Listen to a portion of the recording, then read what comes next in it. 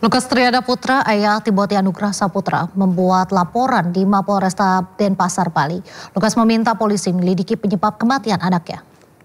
Sebagai orang tuanya Timmy ingin mencari kebenaran kronologis dari kematiannya Timmy.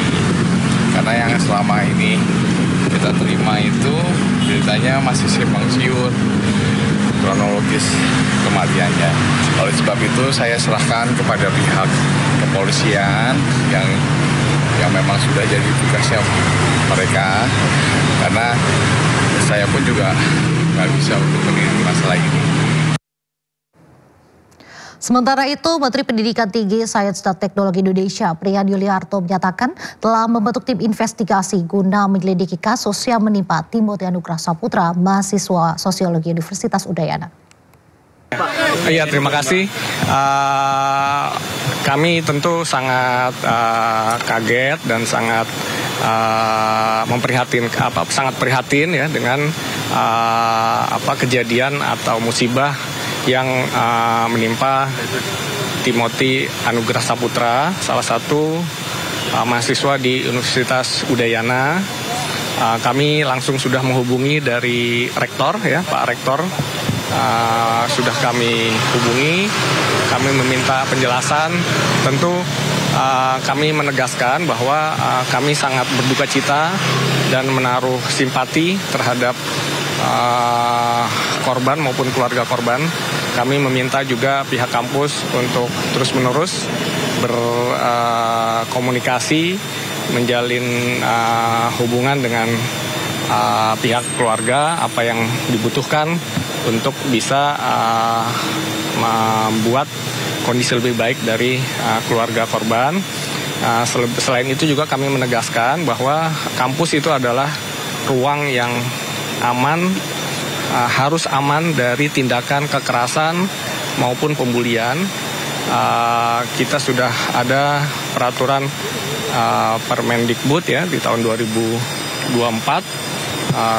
Saya lupa nomor 53 kalau tidak salah, itu yang mengatur bagaimana pencegahan dan penanganan kekerasan di kampus.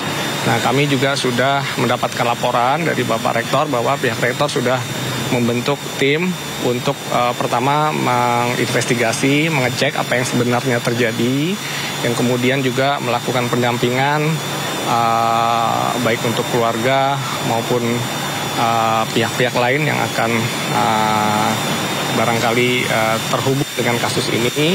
Kemudian juga memastikan bahwa ini kondisi kampus itu betul-betul kondusif, artinya tidak ada lagi hal-hal seperti ini bisa terjadi.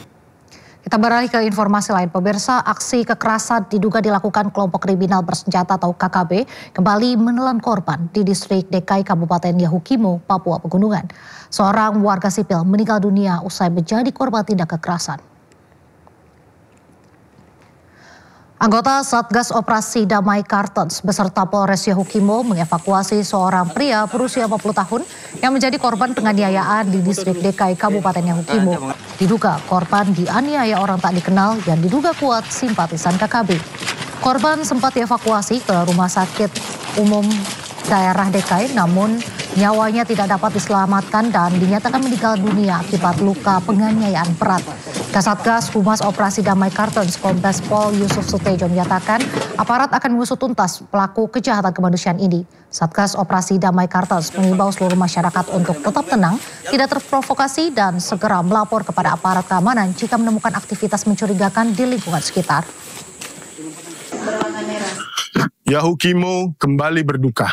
Sabtu malam 18 Oktober 2025 sekitar pukul 20.00 waktu Indonesia Timur telah terjadi tindak pidana penganiayaan berat yang menyebabkan korban meninggal dunia di area jalan sosial distrik DKI Kabupaten Yahukimo yang dilakukan oleh beberapa orang tak dikenal. Korban seorang perempuan warga sipil bernama Ani Harmiati. Personil Satgas Damai Kartens bersama Polres Yahukimo melakukan tindakan dengan melaksanakan respon, pengamanan, dan pengejaran terhadap para pelaku. Diduga aksi ini dilakukan oleh simpatisan kelompok kriminal bersenjata yang mengaku dari Kodam 16 Yahukimo sebagai upaya memicu instabilitas keamanan di wilayah tersebut. Satgas Operasi Damai Kartens menegaskan untuk terus melindungi rakyat dan menjaga keamanan di tanah Papua. Demikian informasi yang dapat kami sampaikan. Terima kasih.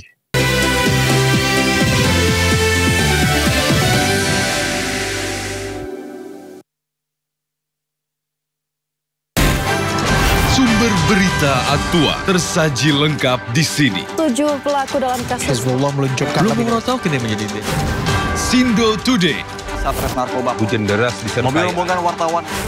Sindosia. Korban meninggal dunia dan Indonesia 100 orang terluka dalam Sindo Sore. Kobaran api besar banjir setinggi 7. Hati berjabat tangan dan berbincang apa? Sindo Malam. Sindo News TV Beyond Headline. Ragam peristiwa terjadi di banyak tempat. Menelantarkan bayi berusia 3 bulan. Ditemukan narkoba di dalam rumah. Menabrak tiang pipa milik perusahaan minyak dan gas asing. Mengabarkan secara update dan faktual. Warga pun ramai-ramai berjibaku mengevakuasi mobil. Harus menyeberangi sungai Cikaso. yang menampilkan sejumlah alat yang rusak setelah nekat meracik obat. Sindo Files. Setiap Senin sampai Jumat jam 6 sore. Di Sindo News TV. Daru itu meninggal bukan karena bunuh diri.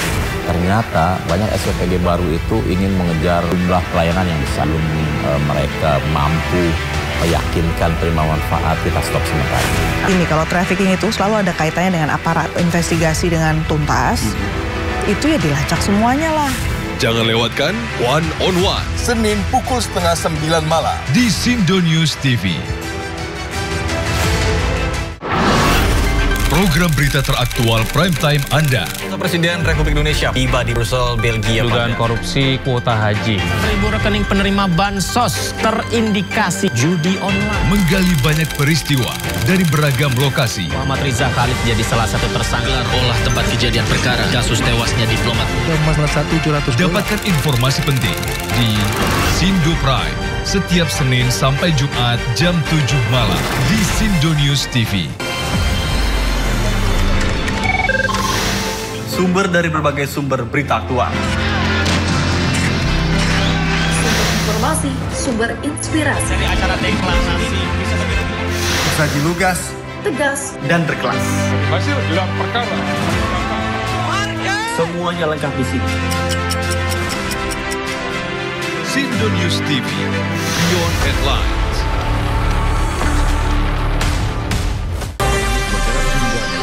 Ragam peristiwa terjadi di banyak tempat.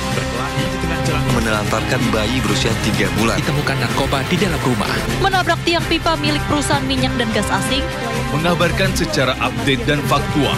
Warga pun ramai-ramai berjibaku mengevakuasi mobil. Harus menyeberangi sungai Cikaso. Yang menampilkan sejumlah alat yang rusak setelah nekat meracik obat. Sindo Files. Setiap Senin sampai Jumat jam 6 sore. Di Sindo News TV.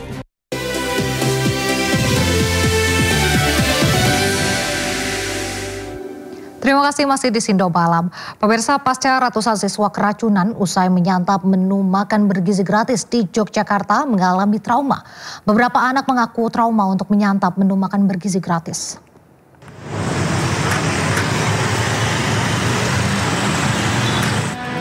Sejumlah siswa Seman 1 Teladan Yogyakarta pasca keracunan usai menyantap makan bergizi gratis kembali bersekolah.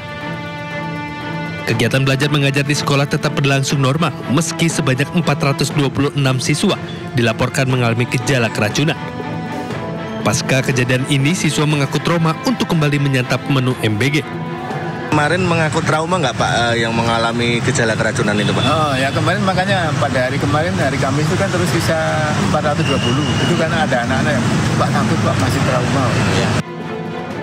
Sebelumnya sebanyak 426 pelajar SMA Negeri 1 Yogyakarta mengalami sakit perut hingga diare usai menyantap menu makan bergizi gratis.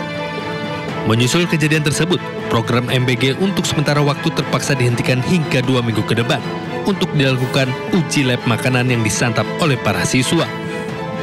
Dari daerah istimewa Yogyakarta, Gali Wisma Ainis melaporkan.